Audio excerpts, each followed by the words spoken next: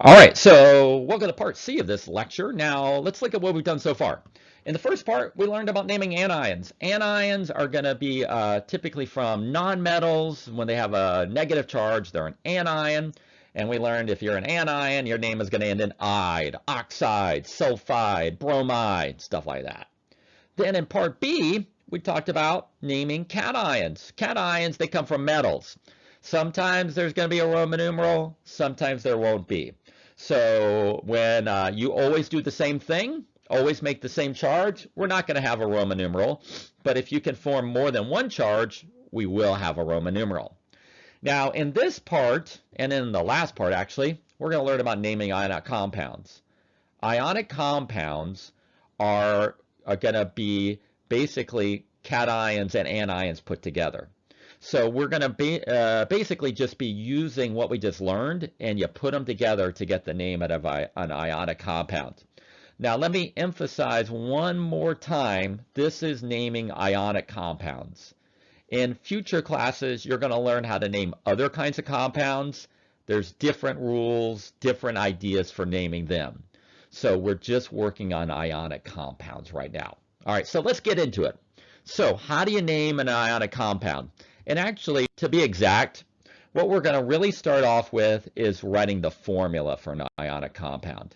So I might tell you the name of something like sodium chloride, and I want you to write that sodium chloride is NaCl. Well, how did I know that? How can I go from sodium chloride to NaCl? So the way that you do that is, first off, there's 3 steps. Step number 1, when you see a name, you write the symbol and the charge of the cation. All right, the symbol and the charge of the cation. The cation, just to remind you, that's usually the metal. Usually a metal. It's going to be something with a positive charge. All right. Then you're going to write the symbol and the charge of the anion. The anion, that's going to usually be a nonmetal. It's going to have a negative charge. All right, a negative charge. And then what you're going to do, the way nature works is Mother Nature always wants the same amount of positive and negative charges. So once we know who's getting together, we're going to balance out the amount of positive and negative charges using subscripts. Balance out the amount of positive and negative charges using subscripts. All right, so with that, let's do some examples. All right, so I'm giving you some names. I want you to write the formula. So all of these are ionic compounds. All of these are ionic compounds. They're all made up of a metal and a nonmetal. So they all have a metal and a nonmetal together. So when we want to write the formula, the first thing we do is we focus in on the ions. So these are all made up of charged particles. They're all made up of ions. So for example, sodium oxide. I think that's a metal and a nonmetal, isn't it? Yeah, sure it is. Sodium is right here. That's a metal. And oxygen oxide, that's a nonmetal. It's right there. So yeah, that's an ionic compound. So to write the formula, step 1, write the symbol and the charge of the cation. Now the way this is going to work, there is some logic to it. Like the first thing is going to be the cation. The first thing in the name is going to be the metal. So I'm really asking you, write the symbol and the charge for sodium. Sodium is Na, and he wasn't always and forever, right? During that first column, they're always +1. So sodium is +1. All right, Na +1. Now, as far as oxide goes, oxygen is what oxide is really coming from. And I got to write the symbol and the charge for that, the anion in other words. So oxygen is O, and we also need to know its charge. O, now let's see, how did that work again? These guys were -1.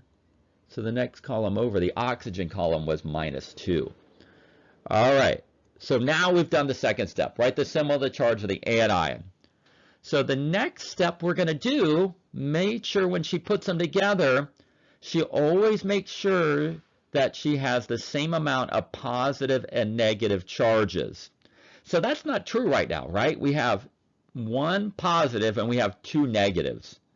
So the way that she gets more of a charge, if they're not balanced right now, is she might need to use more than one of something. All right, what do I mean by that? Well, in this case, she's going to use another sodium because she needs more positivity. She needs more positive charges. There's 2 negatives right now, but there's only 1 positive. So how do you get more positive? Well, she uses another sodium. And when she uses another sodium, the sodium is always going to bring a positive 1 with it. So the way that she can get the same amount of positive and negative charges is she's going to have to join up 2 sodiums, and the subscripts are going to tell me how many I've used, 2 sodiums with 1 oxygen. She'll use 2 sodiums with 1 oxygen. So the formula is going to be Na2O. Na2O. All right, let's do another example. Might make more sense when you see a few more. All right, so another example. Aluminum chloride. Aluminum chloride. What's the formula for that? Well, it's an ionic compound. We got a metal, aluminum. Oh, it's barely a metal. It's right on the line, isn't it? But yeah, it's a metal. And it's together, and aluminum chloride is joined up with chloride right there. All right, now what I want to figure out is how did these guys get together, and like how many are getting together? That's really what a formula is telling me. All right, so the way we do that, step 1, write the sum of the charge of the cation. The cation is the metal. The cation is going to be the first thing you see. You're just doing aluminum, right? That's the first thing. Aluminum, now remember, aluminum was actually an always and forever. Do you remember what the charge was? That was sort of a weird one. It was one of the ones I wrote in. It was 3 plus. It was, no, let me erase that. It got a little messy there. It is 3 plus. That was an always and forever. Hopefully you have that periodic table with the charges written on it, because you're going to need it all pretty much the rest of this lecture. Okay. So aluminum was an always and forever, and he was a +3. Now, in this case, aluminum chloride, the other part, the anion part, is chloride. Now, chloride, again, has a charge that I know based on where it is on the periodic table. Just like anybody else in this column, it's -1. So all those halogens are -1 when they become charged. All right.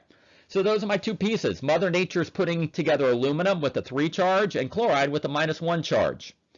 Now, how many is she putting together? I know, because I know when she puts them together, she needs the same amount of positive and negatives. So we're going to need to add more of something to get the same amount. What do I need more of this time? What do I need more of? Do I need more positives, or do I need more negatives? I'm going to need more negatives. All right. I have 3 positives, but I only have 1 negative. So how is she going to get more negatives? She's going to use more chlorines. That's what she's going to do, more chlorides. She'll use another one. That only gets you 2. So she's going to need yet another one. She's going to end up using 3 of them. Each one is -1. But if there's 3 of them, altogether, that gets me -3, just like the aluminum is +3. So the pluses and the minuses, nature's going to use them to balance out. Oh, I'm trying to show you my hands here. It's a little tricky. I don't know the camera. All right, there you go. All right, so aluminum, how many did we use? 1. And how many chlorines did we end up needing to get the same amount of charge? We needed 3 of them. So it would be AlCl3. It should look like that. All right, I just want to get rid of that just because I don't want that to confuse you. Let's move it over a little bit. Okay, so the formula would be AlCl3. All right, so the subscripts have to do with the amount of some atom, some ion, it takes to get the charges to balance. We had to use 3 chlorines this time. All right, we're going to do more. It can be really confusing at first, can it? So let's do a few more. All right, so for my next example, copper 1 sulfide. All right, we're going to do the same thing. Write the symbol in charge of copper 1, write the symbol in charge of sulfide, put them together to get the same amount of positive and negative charges. All right, let's do it. Copper. Let's find him on the periodic table. He's right here. Now, I need to know, right, the symbol is copper, right? Cu. That's the symbol. I need to know its charge. Now, it wasn't an always and forever. It wasn't one of the ones that always made the same charge. So how are we going to know the charge? Because it's not one of the ones we wrote in earlier. It wasn't somebody who was always +1 or +2. How do you know the charge? Oh, if you're not an always and forever, the way that you know the charge is you're going to get a Roman numeral. And that Roman numeral is telling me the charge. Copper doesn't always do the same thing. It doesn't always make the same charge. So the way you're going to know it is I, or your book, or sapling, or whatever, is going to tell you the charge with the Roman numeral. Copper in this example is +1. So if it's not an always and forever, you get a Roman numeral to let you know the charge. All right, copper with a 1 charge. Now, the other part of this thing is going to be sulfur, sulfide. Oh, wait a minute, sulfide, that one I can count on. It's right there. What's its charge? Oh, it's just like oxygen, it's -2. All right. Now, with that, what do I need more of? Do I need more coppers, more positives, or more sulfurs, more negatives? What do I need more of? Do you need more copper or more sulfide? Oh, I hope you answered more copper. You need more positive charges. You need another copper, because if you want the charges to balance and there's 2 negatives, you got to get 2 positives. And the way you get 2 positives is you need another copper. All right, so the formula tells me how many I used. I had to put together, Mother Nature is going to put together 2 coppers for every sulfur. It should look like that. All right, so this takes a little while to get used to. We're going to do some more. All right, so the thing you got to know your charges. Those are going to get, you're going to get off the periodic table, where the elements are off the periodic table, or maybe a Roman numeral.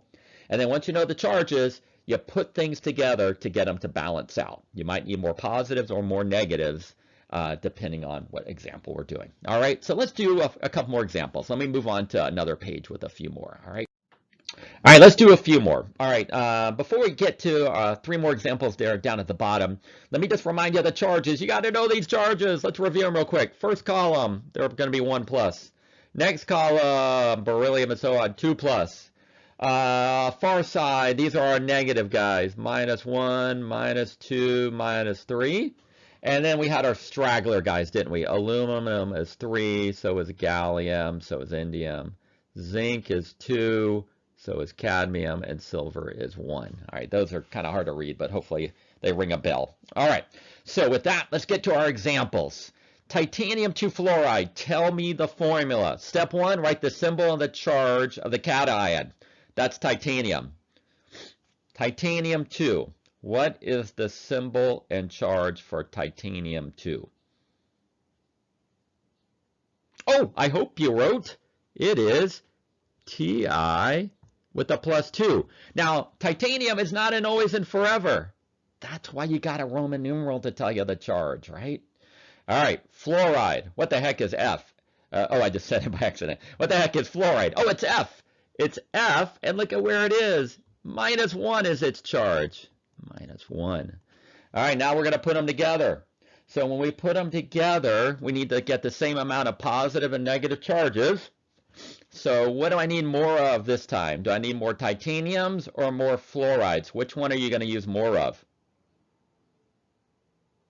Oh, I hope you realized you need more fluorides, right? Because you have 2 positive and only 1 negative.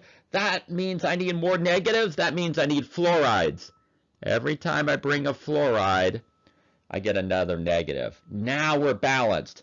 +2 from the titanium. The fluorides together make 2 negatives. So that's the formula. It's going to be, oh, I had to use 1 titanium and 2 fluorides together. It should look like that. All right. Let's do another one. Let's do another one. I'm going to erase some of this because it's going to get too messy. Let's erase these little notes here. All right, another one. Lithium bromide. Same idea. Lithium. Write the symbol and charge for lithium. Lithium. Oh, lithium is Li, and he's in the +1 column. Bromide. Now, bromide, you may not know the symbol for bromide quite yet. Let's see. Bromide is, right here. It's Br, okay? And if you look at where it is, it's -1. It's in that same column with chlorine and fluorine. All right, so if I want to balance them out, which one do I need more of this time? Do I need more lithiums or more bromides? Oh, wait a minute. The charge is already balanced. +1, -1. Hey, it already worked out. I don't need to do anything. That can happen. All right, so you can have a situation where it already just kind of worked out. 1 positive and 1 negative. Hey, we're set. It's just LiBr. You don't need more of anything. The charge is already balanced out. All right, let's do our last one. All right, so for our last one, magnesium phosphide. All right, let me erase some of these notes again. I'm trying not to be too messy here. It's kind of hard on this little screen. I apologize, but hopefully it's working out for you. All right, magnesium phosphide. So you got to write the symbol and charge on magnesium. What's the symbol and charge on magnesium? Oh, I hope you know that it is Mg+2. Magnesium is Mg with the 2 charge. Write the symbol and charge for phosphide. Symbol and charge for phosphide. Phosphide is P, and look at where it is. It's in the -3 column. All right, so those are our pieces. Magnesium with a +2 charge, phosphide with a -3 charge. Now we got to balance out the charges. Now this one's going to take a little work because you need to get the same amount of positive and negative charges. And we have a little issue. And that issue is magnesium, if we add more of it, it's always going to be a +2. It's always going to add 2 more positives. And if we add phosphide, it's always going to add 3 more negatives. So the way that you can get this to balance out, and this is going to happen where you have a 2 and a 3, the only way you can get them to be the same amount is to get them to a common number, like a common multiple. So a common multiple of 2 and 3 is 6. We can get them both to 6, actually. If I add another phosphide, it's going to give me another 3 negatives. So I get 6 negatives. And I can get 6 positives by using 2 more magnesiums. Now, so this could happen to you where you need to add more of both of them to get to a common amount of charge. In this case, 6. So 2 and 3, if that happens, basically you're going to have to aim for 6. Get them both to 6. So in this case, magnesium, to get to 6, I had to use 3 of them. And then phosphide, to get to 6, I needed to use 2 of them. And that should be the formula. The subscripts are how many you're using. 3 magnesiums are getting together with 2 phosphides. It should look like that. All right, so, this takes a little practice, a little thinking. So we're going to take a little break from part C, and I'm going to move on to part D. And then the next part, we're going to do more of this. Some a little different, but, along these same lines. You got to get good at writing formulas. And, man, maybe it's making sense to you right away. If not, more examples. This is the topic where, man, you just got to practice it really to get really good at it. So we're going to do that more in part D. All right, we'll move on to part D in just a minute.